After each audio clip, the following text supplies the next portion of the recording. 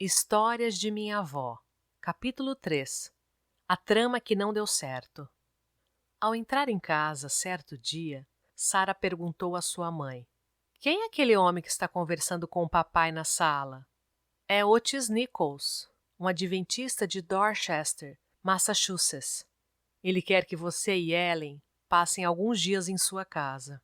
Dois homens que se autoproclamam pregadores estão ensinando doutrinas estranhas que têm confundido e desanimado alguns crentes por lá. Ele deseja que ouçam Ellen relatando suas visões, para, se possível, colocar um fim aos seus ensinos fanáticos. Quando o Sr. Nichols voltou para casa, Sarah e Ellen foram com ele. Pouco depois de sua chegada, dois homens, o Sr. Sargent e o Sr. Robbins, apareceram para falar sobre um assunto de negócios. Quando terminaram a conversa, disseram ao Sr. Nichols: "Vamos pernoitar aqui. Se o senhor não se importar, sem problemas, podem ficar." O Sr. Nichols respondeu: "As irmãs Harmon também estão aqui, e vocês terão a oportunidade de conhecê-las." O Sr. Sargent olhou para o Sr. Robbins e o Sr. Robbins olhou para o Sr. Sargent.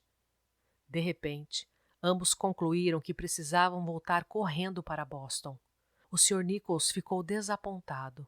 "Que pena", disse ele, "mas vocês terão a oportunidade de vê-las em Boston.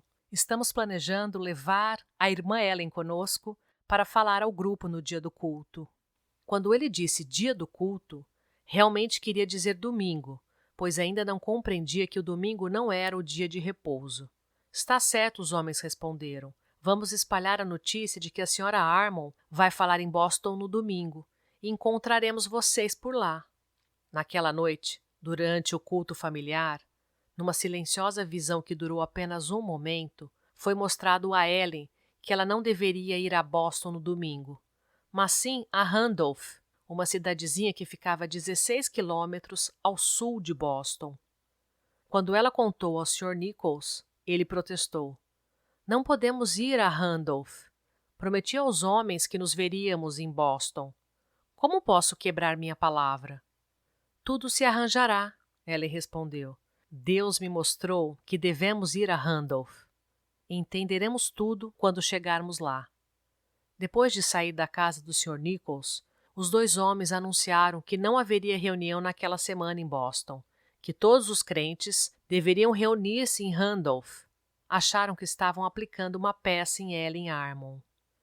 Ela encontraria um salão vazio em Boston, enquanto as pessoas a quem ela esperava falar estariam em Randolph, ouvindo a pregação deles. De acordo com o anúncio, no domingo de manhã, os dois homens se reuniram com os crentes adventistas na casa da família Thayer, em Randolph. Estavam muito satisfeitos consigo mesmos por terem sido mais espertos que o Sr. e a Sra. Nichols e as irmãs Harmon. O Sr. Sargent, que falava mais, andava dizendo às pessoas que já se havia encerrado o tempo em que os cristãos deveriam trabalhar. Dizia ele: "Irmãos, estamos no ano do jubileu, quando todo homem deve repousar."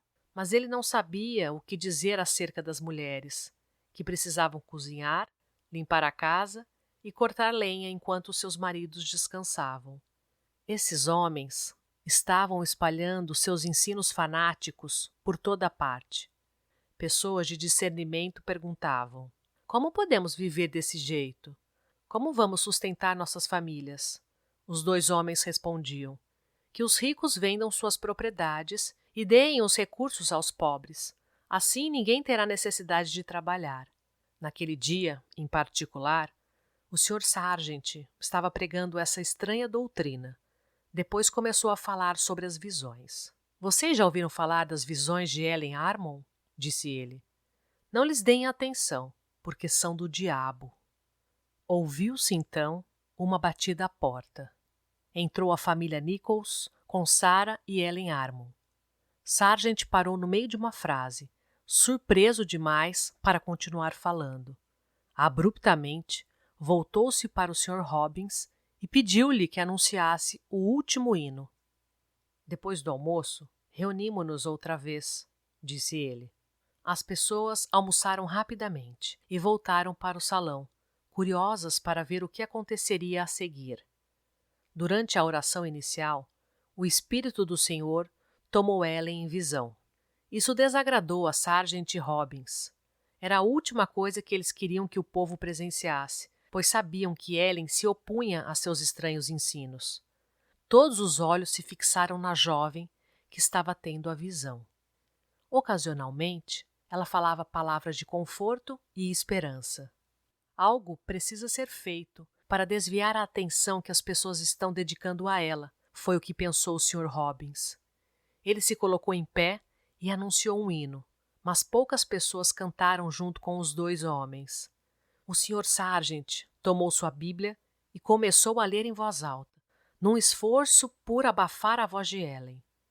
O senhor faça um favor de parar de cantar e ler, veio o pedido do auditório. Queremos ouvir o que a irmã Ellen está dizendo. Era justamente isso que os dois homens não queriam. Continuaram gritando e cantando até ficarem roucos, enquanto suas mãos tremiam a ponto de mal poderem segurar os livros.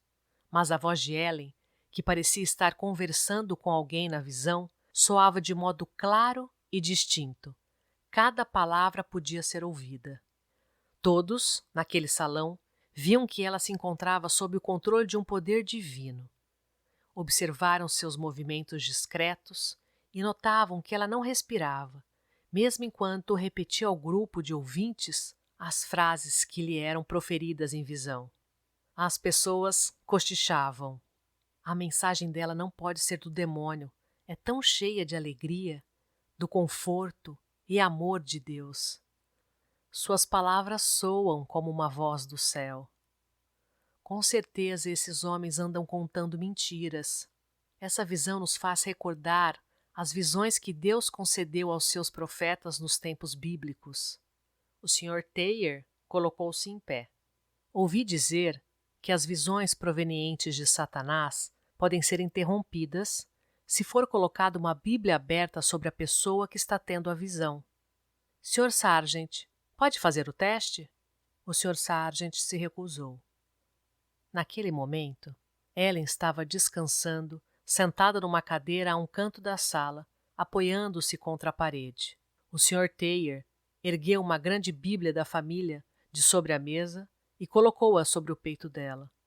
Imediatamente, Ellen levantou a Bíblia com uma só mão, encaminhou-se ao centro da sala, ergueu a Bíblia acima de sua cabeça e exclamou: "O inspirado testemunho de Deus."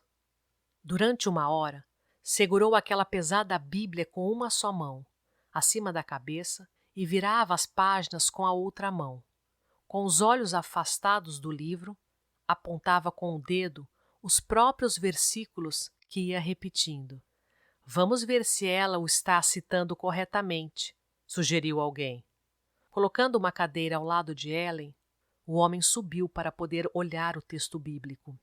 Surpreso, exclamou: "A irmã Ellen está virando as páginas e apontando com o dedo os textos exatos que está proferindo.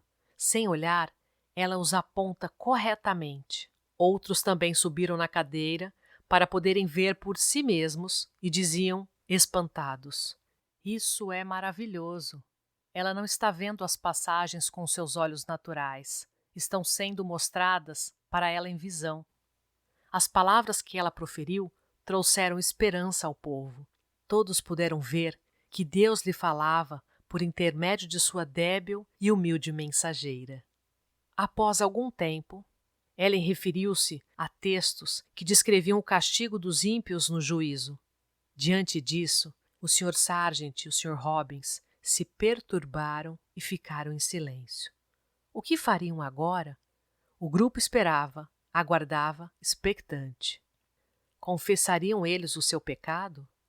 Mas eles eram orgulhosos demais. Após o encerramento da reunião, saíram sem admitir que estavam errados. O Sr. Robbins havia dito jactanciosamente a Sarah Harmon que poderia fazer mágica para tirar Ellen da visão. Mas ali, na presença do poder de Deus, teve medo até mesmo de tentar levar avante sua ameaça. Ao entardecer, Acenderam-se as velas. Durante o período em que tinha estado em visão, Ellen não havia respirado nem tivera consciência de coisa alguma naquela sala.